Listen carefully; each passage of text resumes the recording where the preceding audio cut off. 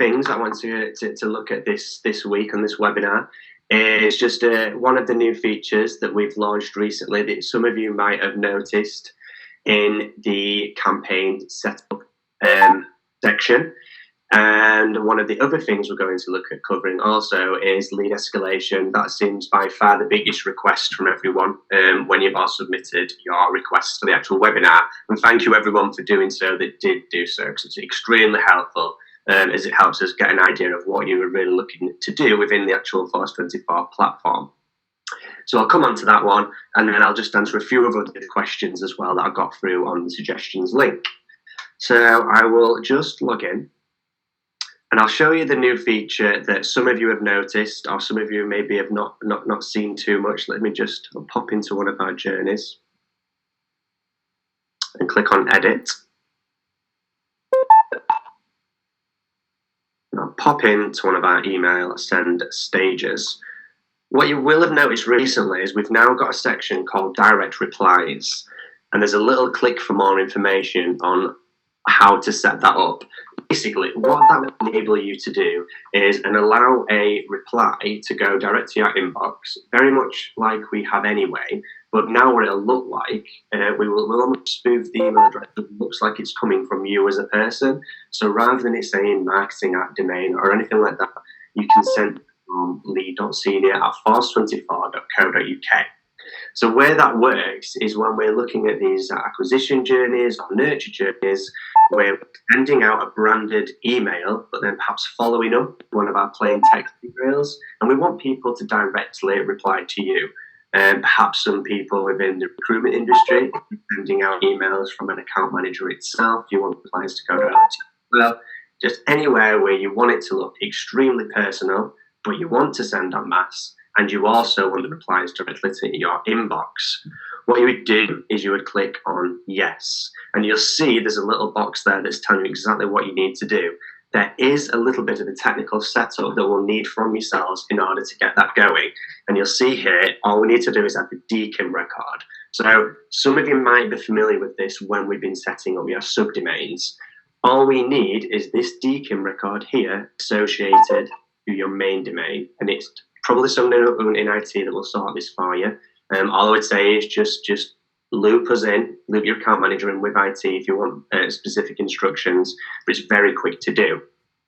Once that's done, it allows you to use then your personal email address. So rather than me using marketing, I could use lead.senior as an example. It would come from me, and I will get direct replies. There we go. I'll change that back to marketing though for now, as that's going to our marketing team. Any questions on that bit so far? I know some of you are using it already, but I just want to point it out for anyone that might not be using it just yet. I'm not sure I understand. Okay, perfect. All right. If there's no questions on that part, I'll move on. As I mentioned, a lot of people have put forward a request in terms of managing their leads and how to escalate them. So again, a lot of you now will have some form of CRM integration set up where you might be syncing data from your CRM to Force 24 and vice versa. A lot of you have also got set up as passing leads back to your CRM. And I think what we can also do that can either sit alongside that, or if you don't have any CRM at all, is set up what we call a Zap link to either push to a Google document or push out an email alert when someone has actually reached a lead score. So when you are building out your acquisition journeys and you are making use of the lead scoring, it's important we're actually saying, who are these hot leads and how we escalate them to our sales team. What I would say in the very first instance is actually, let's take a look at how you're building up that lead score. So you'll see on the settings tab rather, if I scroll down, see we've got lots of URLs here. You've got your lead scoring section. This is where you can determine the amount of points people get depending on the engagement. So If you see, this is an example here, this is our own account. So what we're doing is we're actually scoring email opens as 0. Some of you will be scoring it as 1, 5. It's totally up to you how you manage as a business. We don't score email opens simply because we're taking more a value from the actual URLs and activity that themselves. We're seeing that as an engagement. So someone's clicking on an email and going through to the website. Where you might have a web page hit, so that's someone visiting any page on your website. Here we scored it 3. Then we've also got high value web page and hit goal URLs. And this is where this section above comes in. So I'm going to scroll to the very top. Here we've got goal URLs. So what a goal URL might be something that you deem as a URL that would say, right, they've reached this URL, they're absolutely hot lead, I need to escalate this. So we might have thank you pages where you've got guides. So if you've got gated content, if someone submits to download the guide, they get to a thank you page. That's when we'd say, right, score them at 30, escalate them to your sales team straight away. Where we have then got our high value URLs, that's what we want to say, right, so let's say someone's looking at a case study. So they're really going into the website and investigating you as a company. Rather than just looking at your homepage, looking at contact us, we know that they're doing research. So we're saying, right, is a high value URL. So, for instance, we've got people looking at our GDPR compliance pages. Maybe they're looking at our nurture sequences. What we're saying here is they've reached this, so we're going to score them slightly higher than just reaching our homepage. So again, come back down here, that's where you'll determine it. So a hit goal URL for us, we're scoring at 20. A high value web page, we're scoring at 10. And you can change these at any given point. All you need to do is click on the edit icon. Click edit, and you'll see then it brings up the box for you to change the scores. So if at any point you're like, oh, actually, I think I should score this higher, lower, I'm not getting enough leads, it's all customizable right here. What you do is tweak the number, click update, and it will update retrospectively too. Bear in mind as well with lead scoring, it's always on a 30-day activity basis. It's always the previous 30 days. So, if I've on the 1st of this month engaged, it gets the 1st of November. Anything I did previous to those 30 days, the engagement goes low, but I'm still taking into consideration the rest of the activity. And the reason behind that is we want to say, you're still a hot lead. We're still pushing your engagement score through to the sales team. But what might happen is, let's say, a couple of months down the line, my lead score, it starts to drop. I've had a conversation with the sales team, but I send an email and I start engaging once again. We want to build that lead score back up again. They might not have been ready to purchase the first time. So I want to build that score back up again and escalate to the sales team once again for them to speak with them. So it just gives you the opportunity to make sure you're continuously targeting those specific leads. Any questions on the actual lead scoring settings page and how to determine it so far? Just pop on the chat icon at the top if so. If not, I'll move on.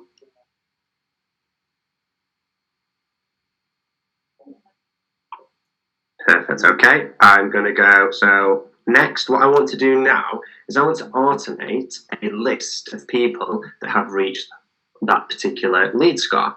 So what I'll do is I'll pop on my journey manager. What I'm going to do, I'm going to create a new journey. And I'll call it lead score trigger. I'll just call it the date for now because I'll probably have a couple of others in there. And you'll see on the enrollment settings, most of you will be used to saying add context to the journey the first time they meet the start audience requirements. And that's simply because you're wanting to send them on an email journey. This is a little bit different because we're doing a data segmentation journey. So what I want to do here is actually add the contacts every time they meet a certain criteria. So what you'll do here is, let me think, right, I've got my leads popping into the list every 30 days when they've reached that score. So maybe, I want to determine when they come back in that list. Maybe after 30 days, if they've dropped out of the list, I want them to come back in. I'll select it 30 days. We don't need to do anything with auto stopping because I want this to run continuously. Click save. And then you'll come to the usual journey manager page and we've got your different components. Where you start audience, this is where we'll query the data. So what I want to do, I want to say lead score. So if I click on the type in lead score, you'll see the option here. Now I'd say whether or not they've reached a lead score that is greater or equal to 30, let's say. And you'll see I've got contacts found. There I've got 129 that have actually done so. What I might also want to do is segment the data a little bit further. So at the minute, I'm saying my entire database, have they reached a lead score of 30? But perhaps, I've got customer lists, I've got exclusion lists. If I want to make sure that they don't receive it, all I have to do is just make sure I add a rule to that particular query. So in this instance, I'm going to add a group. I'm going to say not. And all I do is I just select the marketing list. So let's see if I've got a customer list. There we go. So let's just pretend this is my full customer list. What I'm saying here is, are they a lead score above 30, but not in my customer list? I don't need to escalate those people. They're current customers. They have no business being escalated to the sales team. Click Save. What I'm going to do then is drag over my action stage, and this is where I want to actually add them to a marketing list. So I'll click Add Marketing List. And I can rename this stage as well. Now, I always recommend doing this because when you come back in your journey, if you just see Add to Marketing List, it just gives it some context. So this is Add to Lead Score. I can select a new marketing list. So I will put Lead Score 30 plus as an example and click Save. And all I do is connect those up. What I'm going to do next is I'm going to make a decision, because what I want to do is also remove people from this list should they actually, their lead score might appreciate. So if it does drop below 30, I don't want them in that list anymore. I also want to give them the opportunity to re-enter that list. So I'm going to drag across my make decision stage. I'm going to wait around 30 days because my main start audience requirement was also 30 days. And I'm going to pop the same in. Is my lead score still greater or equal to 30? If it's a yes, I don't need to do anything. I'll just end the journey and they can carry on as normal. If it's a no, I want to pop them into a new list. So I'm going to drag across my action and remove them from the list this time. Type that back in, lead score 30 plus, there it is. And save. Well, and then all I do is I connect those back up. And remember, the validation error on the right-hand side will say it's errored unless you are reaching an end journey. Everything has to come to an end. So as you see, it's really, really simple to set up that data segmentation journey. Just to quickly recap, all I'm doing is I've determined my start audience, and this is just a query I've done here, which is lead score greater or equal, excluding the customers. I'm adding them to my lead score list. I'm making a decision. If at any point they're no longer at the lead score, I'm quickly removing them from that list. Any questions so far? Perfect. Okay. So now it's managing those particular leads. So yeah, we're doing our job here. We're putting them in lists. But what can we do next? So first of all, there's a simple way. We can take a look at the actual list itself. So what you'll have lots of different marketing lists. And as I'm sure a lot of you are aware, you're able to view the contacts. So I'll use this one. I've got no contacts in it.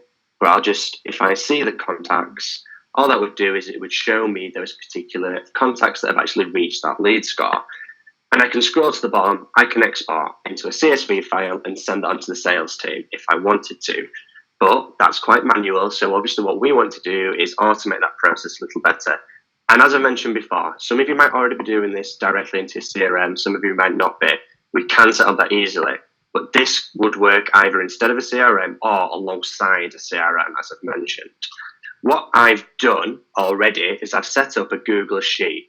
So what this Google Sheet is going to do is automatically populate when someone reaches a lead score. And I've done this in our tool called Zapier or Zapier, depending how I like to pronounce it. Now, if you don't have a subscription to Zapier, you can get in touch with your account manager. We're more than happy to use our account to get this automated for you. If you do, we're also more than happy to work with you to take you through the steps and set this up.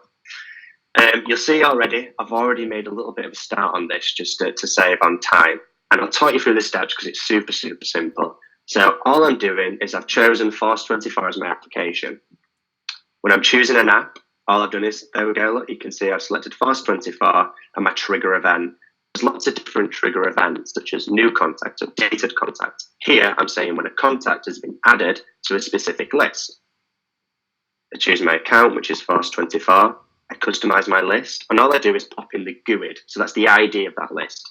And you'll know that because if I go back to your data, you'll have created your lead score list in the journey, and you'll see in the URL, there's a bunch of numbers here. That is your specific ID. You pop in the ID, it'll find some data for you, and then I'm done editing. What I've done next is then I've connected up Google. So I've created a spreadsheet already. I've very simply put a couple of fields in there. So I put first name, last name, email, and a link back to the portal. And I'll show you that in a second.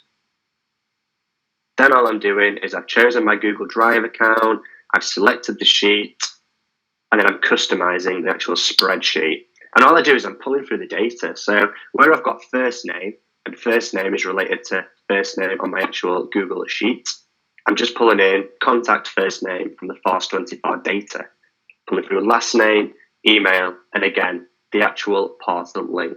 So whatever data you've got stored in Force24 that might be specific to you, you're able to pull directly into this Google Sheet.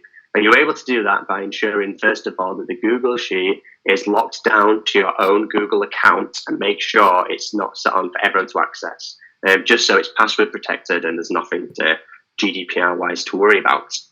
So I'm going to click continue. What it does, it just sends a quick test over, retest, continue. You can see, look, the little dots working away. It's sending some data and done. And you can see already there is a contact that's been passed into the Google Sheet. And it'll work the same way. So when you're sending out your acquisition campaigns and people are reaching that lead score and going through the journey, each time someone enters, they're automatically created as a link, as a contact on this sheet. So very quickly, without exporting anything, you can see those leads, and also your sales team can take a look and it's escalated to them. So like, oh, new row, I can see these guys. Maybe I want to add something on here. So like called today, just a quick note if they wanted to. But it also gives them the ability to take a look at the contact itself.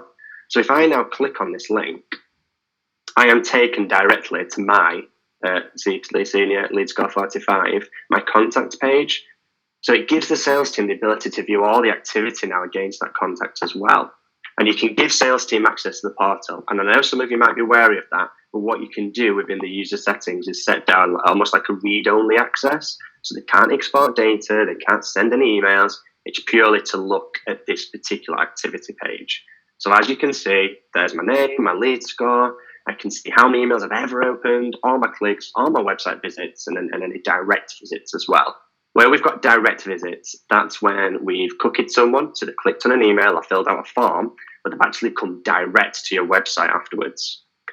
Get an idea of my browser analysis. So I'm right, mostly on a desktop, not often on a smartphone, mostly using Firefox. Here's my engagement timeline. So very recently on the 18th, that's when I've really pushed up my engagement. And you can see that's, on the pink, you can see that's my email sent. And also the blue is my website visits. Scroll down, I can see all the campaign history. So Monday the 21st of October, what did I receive? So Productivity Webinar. Let me just quickly view that artwork. There we go, I can see that particular email. And if I scroll down even further, that's where I've got my website visits. So again, on Monday, I've looked at a blog. So from a sales perspective, I can get an idea of what you're actually doing on the website. So if you've got certain product information on the website, you can almost allude to the fact that they might be interested in that particular product. Will giving the sales team permission to read a contact take up a user profile? Yeah, so it would take up a user profile, but what I would do when you're setting up a sales only access, you could just set up one login. So everyone has the same login, make sure they're continuously logged in, and it'll just be a case of clicking on there then. But yeah, you could either give them access to your user or give them their own user, but I would typically give them their own user. And like I say, it just gives them all this information, and if anything, it's just aiding them to call now, because this person is warmer. Like I say, I can see that web activity.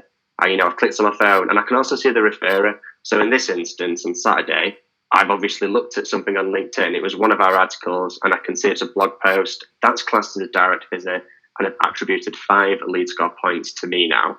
To scroll down even further, you can see that I've Googled it, or I might have come from a different page. All of that is within here. And it's all time as well, bear in mind. So if I did want to scroll all the way back to 2015, for instance, I can see everything I've been doing.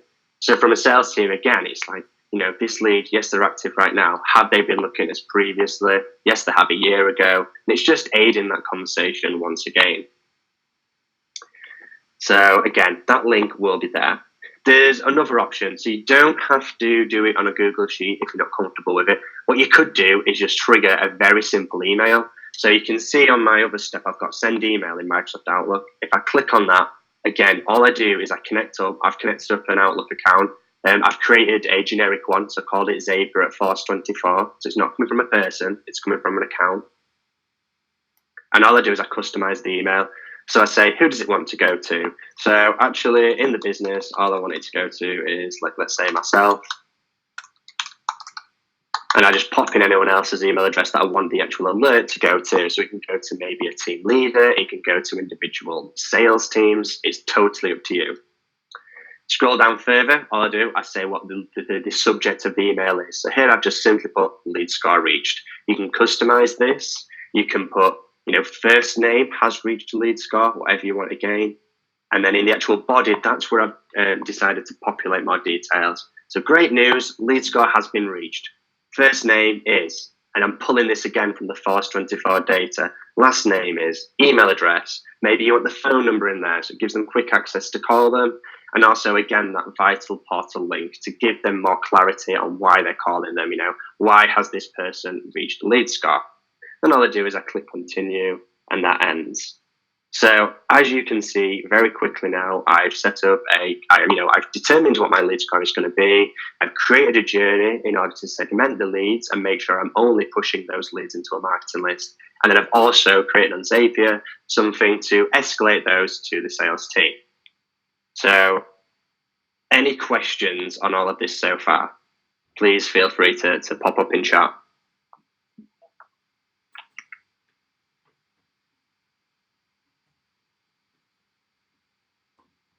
Perfect. Okay. If anyone does want to go over this in greater detail, because I do appreciate every individual business will have differences in terms of where they want to escalate it or anything like that, please do get in touch. As I know a lot of you want to get things like this set up. We're more than happy to do this. Just either come on Intercom afterwards or contact your account manager and we'll work with you to get this done. So the next section then, a lot of people have talked about microsites. I think what we're going to do as well, we're going to do a whole webinar where we do focus more on the form builder and the microsites. But one of the smaller questions that did come up a lot was the ability to clone microsites. And I can see why this has come up, because within microsites, you have the ability, yes, to clone the page. We don't do they don't do the duplication of the actual microsite itself. And there's a simple reason. Microsites can get really quite big. It's storing a lot of the pages, and sometimes it's probably more admin to remove the pages than admin. What I always suggest to people is make sure you're making use of page templates. So in the microsite, if I just go back again, where I've got my webinar, if I know I'm going to use a thanks page again and again and again, all I would do is I click on the options. I would create a template from here. Create a template. Yes, I want to create a template. Just call it thanks. And then each time you create a new microsite, all you do within your microsite page then is add new page and then select the actual template itself. So add new page, choose from template. There's my thanks. I'll call it thanks once again. Add that page in there. I've already called it thanks 1. Add that page in there, make sure it's a unique name, and then that will pop in there straight away for you. So like I say, do make use of those page templates because it will save you a lot of time. And like I say, it's there as a guide for you then. So when you go in to edit that thanks page, it will open up that same page already. So rather than you dragging and dropping new snippets in there or trying to make the page again, it all exists for you instantly. Again, any questions on that so far that anyone's got on microsites?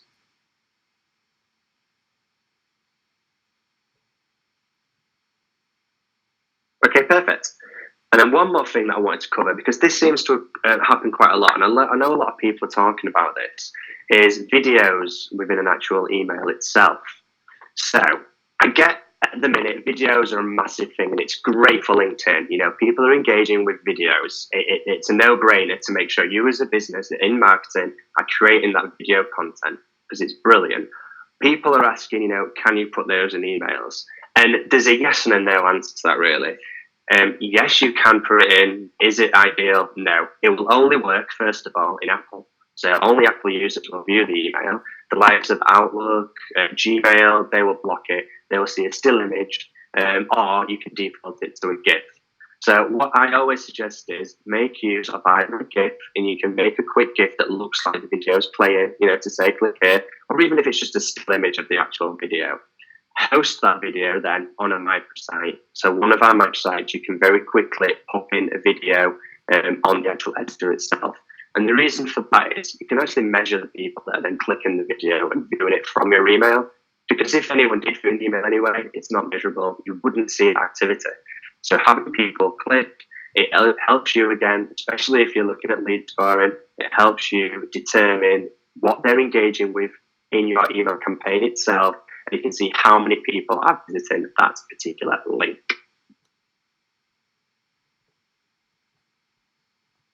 Any questions about anything so far, please do pop up now.